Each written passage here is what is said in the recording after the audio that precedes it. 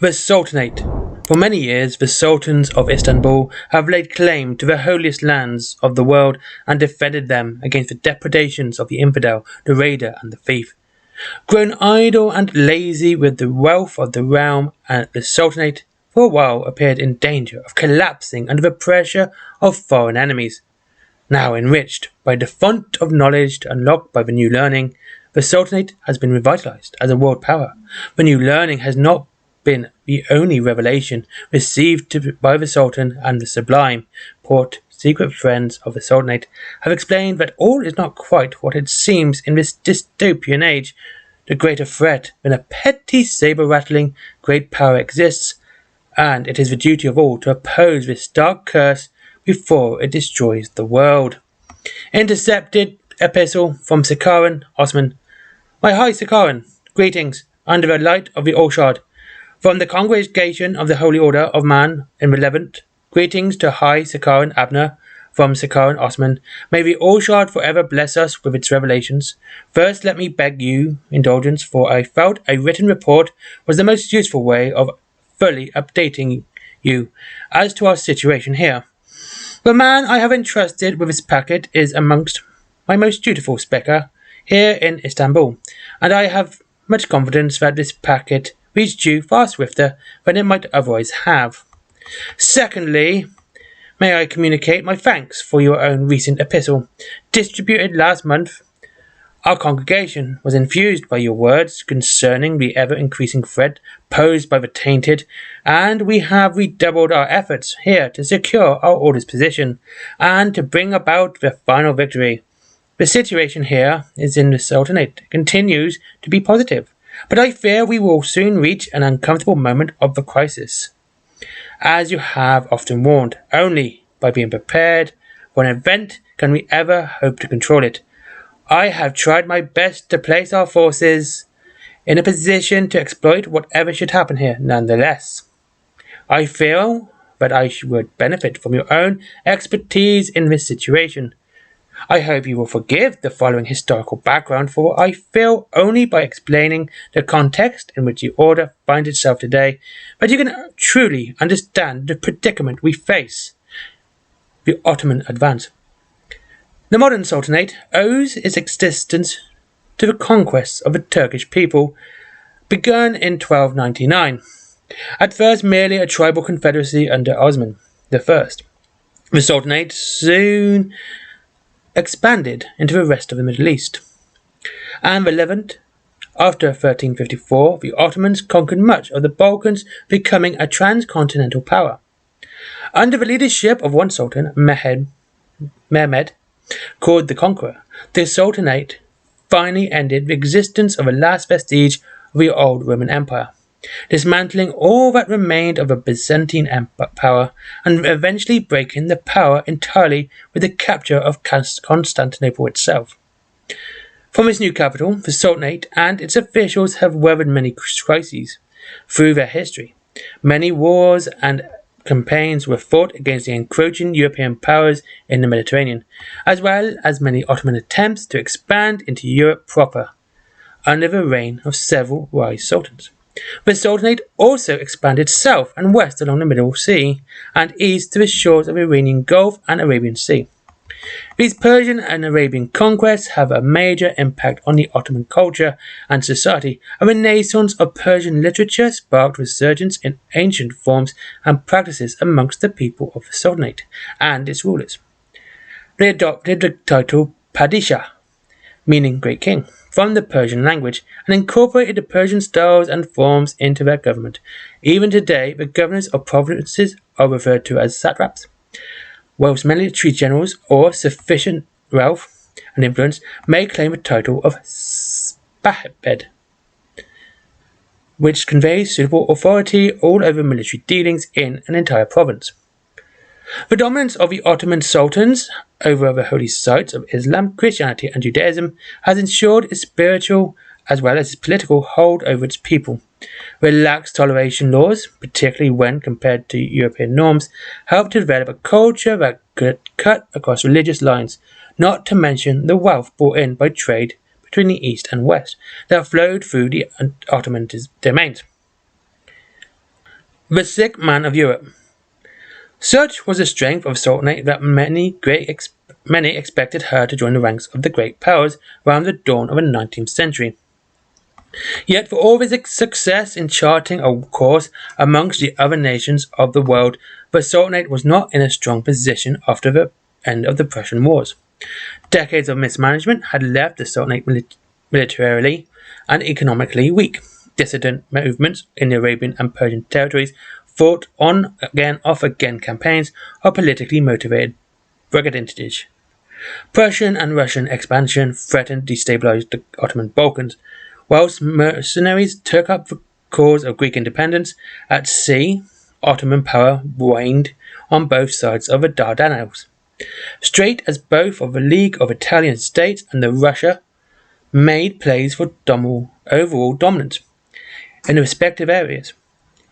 The Ottoman military was underfunded and poorly equipped, a shadow of the organization that once made the walls of Vienna shake. Postscript. It is likely that much of these disturbances owed something to the presence of hex taint amongst the outcast and oppressed populations of the Sultanate. The Ottoman economy likewise faltered as other powers began industrializing. Where once the fine artisan crafts of the Sultanate would have fetched high prices on the international market, they were now tawdry relics in comparison to the mass-produced goods churned from factories of established powers. Much wealth was squandered by the sultans of his time, and personal luxuries and excess, and the Ottoman infrastructure began to crumble and rot away. Only the Herculean effort of a few reform-minded ministers within the Grand Vizierate prevented the Sultanate from collapsing under the weight of its own contradictions and being carved up by other world powers in a feeding frenzy. The new learning. As with all autocracies, the character of the supreme ruler often has a disproportionate effect on the realm that they control. Thus, after decades of weak rulers more concerned with their own indulgence than the realm they were supposed to steward, the Sultanate appeared racked with poverty, crumbling infrastructure, and host to a dissatisfied and fractious populace. Into this vacuum stepped the late great Sultan Mehmed, the learner, named for the conqueror of Istanbul and successor to perhaps the most dissolute and indulgent of all the failed sultans. The previous sultan, who even now is not named in official histories for his cruelty and debauchery, so shocked the nation, was Mehmed's uncle, and rumours persist that his death was so decadent as to forbid description for fear of embarrassment. With his death, that line of the family failed, and a new dynasty was raised to the throne. Postscript. A convenient story. Mehmed was a great man, but was not above violence when necessary. In truth, his uncle likely died at the sharp end of a blade travelling at high velocity.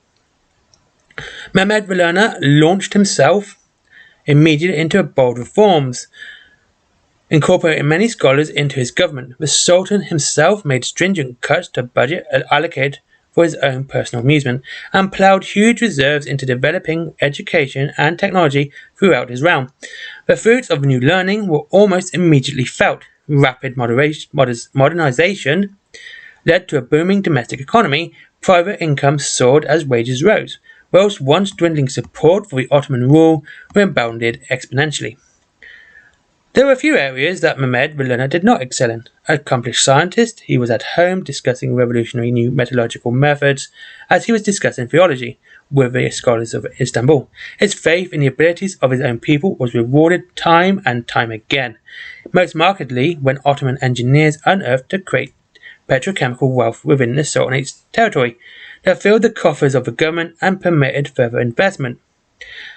By the time of the Sultan Mehmed's death in 1858, the Sultanate had experienced sea change in its fortunes. No longer were its borders and sphere of influence under attack by rapacious foreign powers. No longer was the economy and government mere months away from collapse. A single flaw. Yet Sultan Mehmed did have a flaw, one area where he failed to uphold the standards of excellence to which he had striven the duration of his reign. Mehmed the learner was not a family man. distant from his children and often by turns spoiling or chastising his progeny to extremes. Of his many partners during his reign, Mehmed produced only 2 children, who survived to adulthood. The eldest, by his first wife, was Princess Scheherazade, a highly intelligent woman, hardened over time by parental neglect. Younger of the 2, sired by concubine who remains hidden, was Prince Mustafa. Postscript. Ottoman medical science took a while to fully embrace the fruits of new learning. Only now can their medical schools truly claim world class. Scheherazade proved to be enthusiastic in learning as her father, ploughing through the rigorous curriculum imposed on her and demanding more. In her academic pursuits, she sought the attention and praise of her absent father, but in burying herself in her studies, she made bridging the gulf between the two even harder. The slightest flaw in her work would bring harsh criticisms, but she took to heart, whilst her greatest successes were damned with faint praise. Observation: forgive the time spent sketching her character, but I think such information will be useful in time. It will come to no surprise that the princess soon sought better environments in which to develop her work. She involved herself in major projects within the Sultanate, but later took on studies in the greatest universities in Europe. Her time there put her in contact with the Amirs, and from there her intellect and ambitions grew. As far as we know, the princess was a founding member of the Covenant of the Enlightened, and her activities since then have become nefarious. Indeed, her involvement abroad was tolerated by the Sultan because it achieved a private objective he had held for many years. Princess Scheherazade, for all her abilities, would never succeed him to the position of Sultan. For one thing, her gender excluded her, and for another, the Sultan had grown increasingly fond of his son Mustafa, and it was to him that he intended to pass the throne when he finally died. Postscript. Truly the sins of a man are often born in their follies. Prince Mustafa was not cut from the same cloth as his father. His academic achievements were limited, and he received much praise for very little effort, to his sister's internal envy. In many ways, Mustafa's interests ran more to those of his grand-uncle's family than to his father's, although his mind, Mustafa was much a man of new learning, as the rest of his family. Mustafa, however, valued and still values the appearance of success rather than the reality of it. Grand projects, glorious monuments, and stupendous works are to him the hallmarks of new learning, instead of a rational deliberation of policy and the evaluation of its effects. Postscript. I believe, somewhat ironically, the term most appropriate here was that the prince is a Renaissance man.